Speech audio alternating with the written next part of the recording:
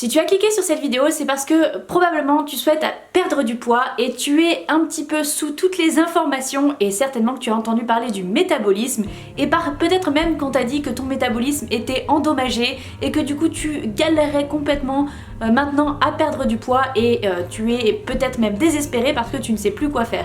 Eh bien on va reposer les bases dans cette vidéo et expliquer en fait qu'est-ce que c'est le métabolisme et comprendre en fait les bases de la perte de poids en fonction du métabolisme.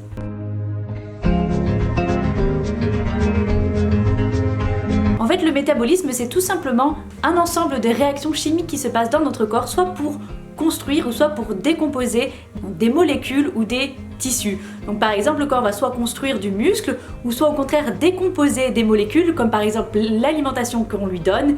Il va décomposer tout ça pour créer de l'énergie et le répartir correctement dans le corps là où il en a besoin. Et donc quel est le rapport avec la perte de poids? Eh bien le premier point, c'est de comprendre ce qu'est la balance énergétique.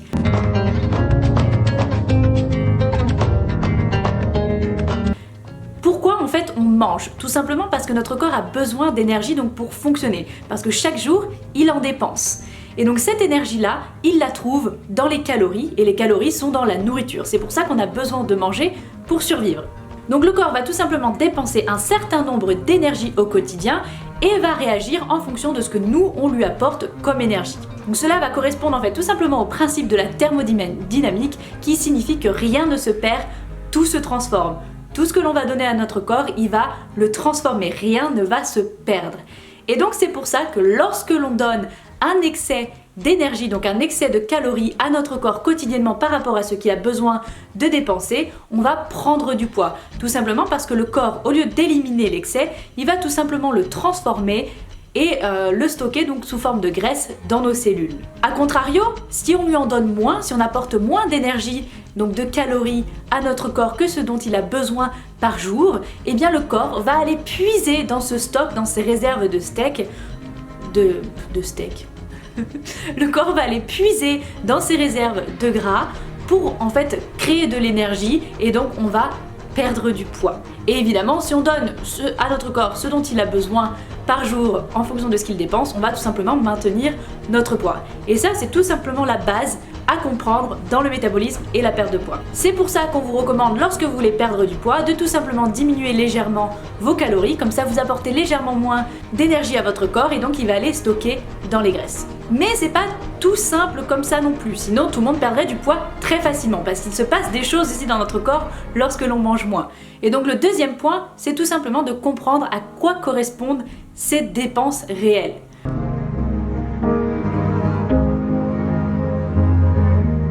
Donc toutes les dépenses en fait que l'on fait par jour, quotidiennement, ça correspond à notre métabolisme total. Et notre métabolisme total, il est constitué de 4 éléments. Le premier, c'est le métabolisme de base. Ce métabolisme de base, ça correspond tout simplement aux dépenses d'énergie que notre corps fait pour survivre, c'est-à-dire pour faire fonctionner nos poumons, pour faire fonctionner notre respiration, notre cœur, notre circulation sanguine, etc. Donc c'est notre corps au repos total si on ne bouge absolument pas, juste tout simplement pour survivre. Et c'est la plus grosse partie de notre métabolisme total.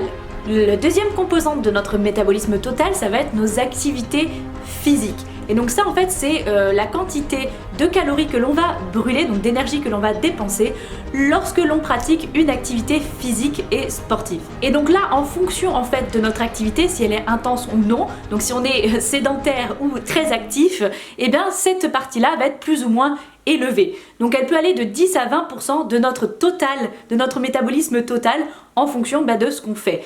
Donc une personne très active va forcément brûler plus de calories qu'une personne sédentaire puisque elle va demander à son corps plus d'énergie au quotidien qu'une personne qui ne fait rien. La troisième composante, c'est la thermogénèse des aliments. Donc en fait ça correspond tout simplement à l'énergie que l'on a besoin de dépenser pour décomposer les aliments et donc pour digérer.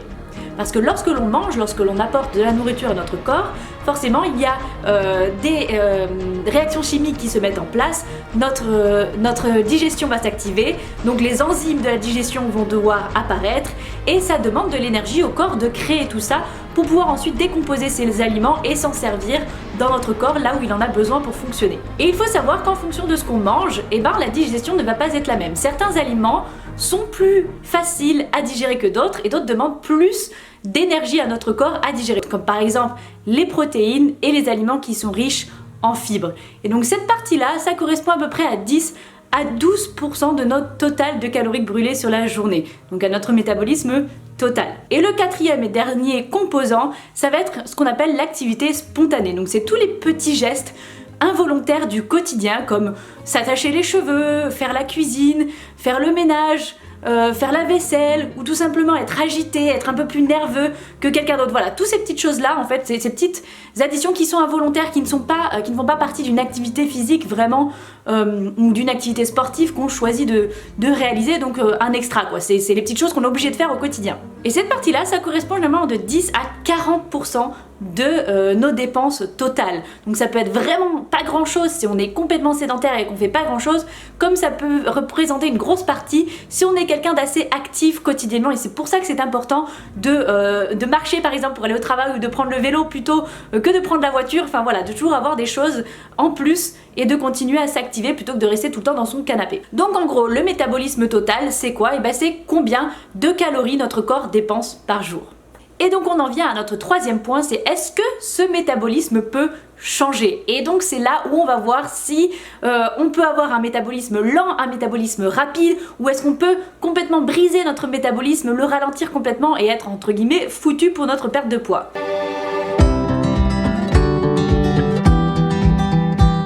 Eh bien il faut savoir que oui, le métabolisme change. Et notamment lorsqu'on est au régime et qu'on veut perdre du poids.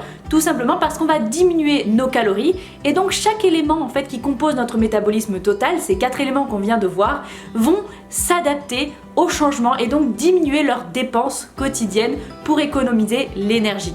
Et donc si chacun de ces 4 composants diminue, forcément le métabolisme total va lui aussi diminuer en conséquence. Mais alors pourquoi il y a cette stagnation? Pourquoi on parle d'un métabolisme qui est endommagé? Tout simplement parce que notre corps il ne veut pas que l'on perde du poids. Il veut conserver de l'énergie tout simplement pour sa survie. Donc lorsque tu vas perdre du gras, ton corps va essayer de te rendre la tâche de plus en plus difficile. Donc il va en fait réduire ton énergie, donc tu vas te sentir plus fatigué, donc ça va être plus difficile pour toi de bouger plus au quotidien et il va aussi augmenter ton appétit pour te forcer à manger.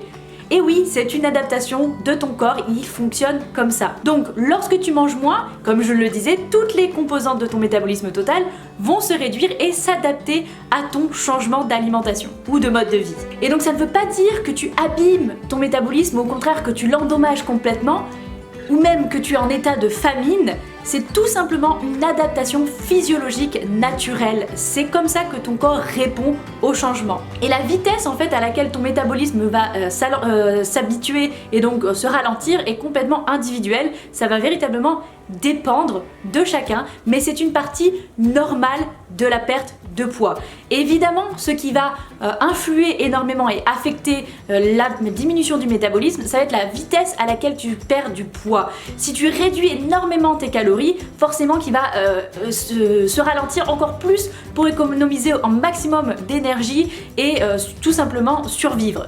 Alors que si tu diminues très lentement ton déficit calorique, et ben là ton corps va s'adapter plus lentement également parce que ça va être quelque chose de plus progressif. Donc ça va vraiment dépendre de comment tu changes tes habitudes. Donc le déficit calorique plus cette perte de poids que tu vas voir sur ton corps va envoyer un signal à ton cerveau que l'énergie en fait qu'on lui apporte est basse et donc lui, qu'est-ce qu'il va faire en réponse? Il va tout simplement s'adapter pour rééquilibrer la balance entre l'énergie qu'on lui apporte et l'énergie que lui, il dépense pour vivre. Et c'est là où tu commences à stagner lorsque tu es en perte de poids et que tu ne remarques plus de perte. Et tu crois que tu ne peux plus perdre du tout. Tu vas même d'ailleurs souvent reprendre du poids à ce moment-là parce que tu as beaucoup plus faim, tu as moins d'énergie, donc moins l'envie de bouger.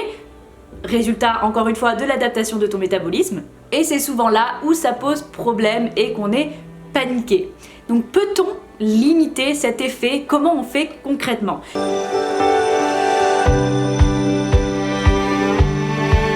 Eh bien oui, tu peux limiter cet effet tout simplement en changeant la composition de ton corps.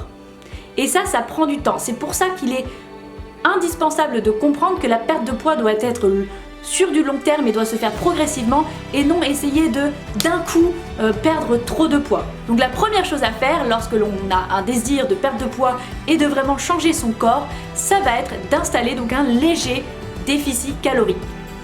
Donc tout simplement réduire son apport en alimentation, réduire ses portions mais légèrement sans tomber dans l'extrême pour que le corps mette plus de temps à s'adapter. Ensuite, évidemment, réaliser une activité physique sportive. Et là, c'est bien de cumuler une activité aérobique, donc une activité de cardio, mais surtout une activité anaérobique qui est donc plus la musculation, le renforcement musculaire. Et ça, le faire également de façon progressive. La grosse erreur que l'on fait la plupart du temps, lorsque l'on veut perdre du poids, c'est de vouloir tout faire d'un coup. Et donc on passe de une activité physique très légère à une activité physique très intense. Donc beaucoup de cardio, voilà, on s'entraîne 5 fois par semaine alors qu'on le faisait qu'une à 2 fois, voire pas du tout par semaine. Et donc du coup ça nous laisse très peu de marge pour progresser et pour continuer en fait à changer son mode de vie et que notre corps continue à évoluer. Si on fait tout d'un coup, il n'a pas le temps, il va s'adapter très rapidement à cette surcharge en fait d'activité, tout simplement parce qu'il n'y a plus de marge de progression. Au bout d'un moment c'est trop, on peut pas en rajouter, on peut pas en faire plus que ce qu'on en fait, donc on a tendance justement à diminuer et en faire moins parce que c'est trop, plutôt que d'aller dans l'autre sens, à continuer progressivement à augmenter et donc à éviter cette adaptation métabolique. Et le troisième point, ça va être donc de faire des cycles.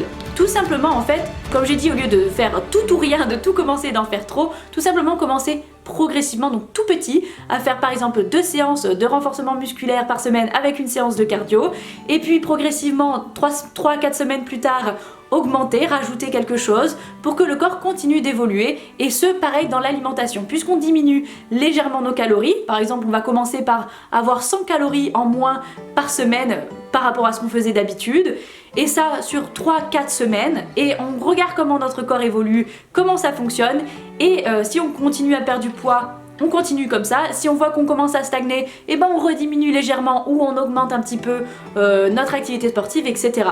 Vraiment le faire par cycle. Et tout ça, je vais rentrer plus dans les détails dans ma prochaine vidéo qui va être comment compter ses calories, comment savoir exactement en fait ce que notre corps dépense par jour et comment mettre en place sa perte de poids en sachant exactement quelles sont nos calories. Voilà, c'est tout pour aujourd'hui sur le métabolisme et la perte de poids. J'espère que ça a été clair et que vous avez compris un petit peu mieux comment ça se passe dans notre corps. C'est extrêmement mathématique. Bien évidemment, il y a d'autres choses qui rentrent en compte, comme les hormones, certaines maladies, etc. Là, je n'en parle absolument pas, hein. C'est bon de le rappeler. Il y a aussi ces choses-là comme le stress, voilà, les autres événements de la vie qui peuvent aussi venir affecter notre métabolisme et la façon dont on perd du poids, mais ça ce sera le sujet plus précis d'une autre vidéo pour pas embrouiller le tout et vraiment rester sur les bases qu'on a besoin véritablement de savoir et de comprendre.